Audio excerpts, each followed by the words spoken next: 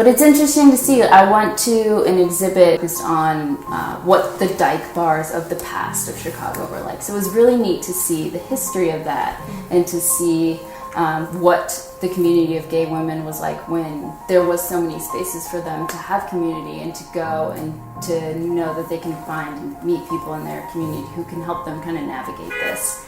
But that doesn't exist anymore. So that was interesting to see in the exhibit, like the decline of things, and the end result was like there wasn't really a good story as to why it doesn't exist anymore. I mean, I know financially it's difficult to segregate your business and focus on one specific group of people, but yeah, I mean, it's interesting. I mean, some of those spaces still exist for men, so why don't they exist for women? I would say having moonlighted pretending to be a straight woman, I know that straight women can have a lot of competition in their community, and so like it's not always as welcoming and friendly, and so I feel kind of confused because the gay community, from my experience, has been very friendly and welcoming, and I think it would bode well to have a community type space. Chicago, in particular, like Boys Town neighborhood, you can be yourself first, but that's also because the population here is gay and they understand like gay is number 10 on the list. Let's just talk about, you know, life as friends. But I still feel like when I go into a more formal space, like a business or like if I'm speaking at an event, that I'm still fighting for those rights. Mm-hmm. Yeah, so when I first moved here, I still kept my hair long and dressed pretty like traditionally feminine. I would wear dresses often, and I just felt that I needed to do that in order to get where I wanted to be career-wise, because I didn't feel that I could achieve my career goals if I presented as gay. And part of that was my insecurities with my own identity, and part of that was things I was hearing in the world. Like the world around me was telling me like, oh, they're weird because they dress like that, and that's hard to hear on a daily basis and not assume that you need to make yourself fit into a certain mold to reach your goals. When I'm in the workplace, like I'm engaged in my work and I'm excited about it, I'm passionate about it, and I'm, you know, building these relationships and these partnerships and developing these cool opportunities, but I'm not thinking about myself as a gay woman. I'm just going about my day, and I think that is what I want people to understand in the business world is like, nobody in our community is focused on that. It's not like I'm gay, but this is my to-do list. It's like, this is just my to-do list and we're gonna get it done.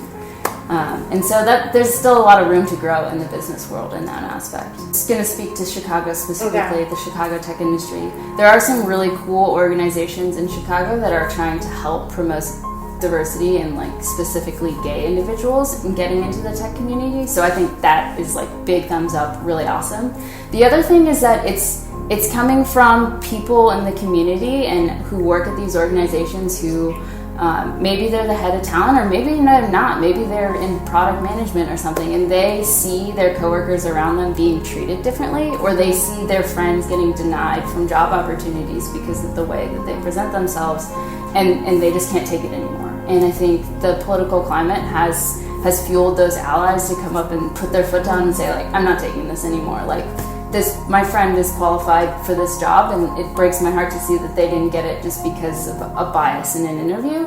And so I've seen a lot of individuals really step up and actually build programs at their workplace that address diversity in a way that people actually care about it and actually act on it and think about it more than once a year.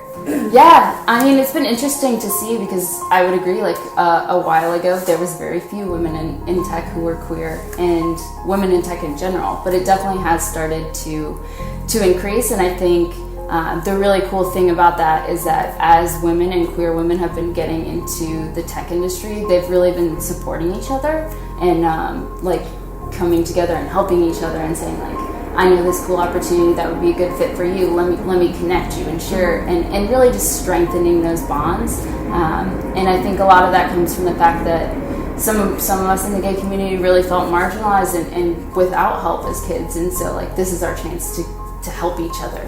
As a kid, like growing up, I lived in a suburban town, and I wasn't allowed to use a computer except for schoolwork, and the iPhone wasn't around back then. So my ability to access information on the internet was really limited, and so I didn't know much about what it meant to be gay, and I didn't know how to find resources, and so I really kept to myself and just kind of kept my head down, was like, I'll get through school, and once I get to a big city, then I can, you know, be my true self. And so when I got to Chicago and I got involved in the tech industry and I started to see other people who looked like me and had similar interests to me, it just made me really excited, and it made me start to realize like the things that I want in a community, and the ability to see people like myself in a workplace and be on a team with somebody like that's a reality that can soon be mine.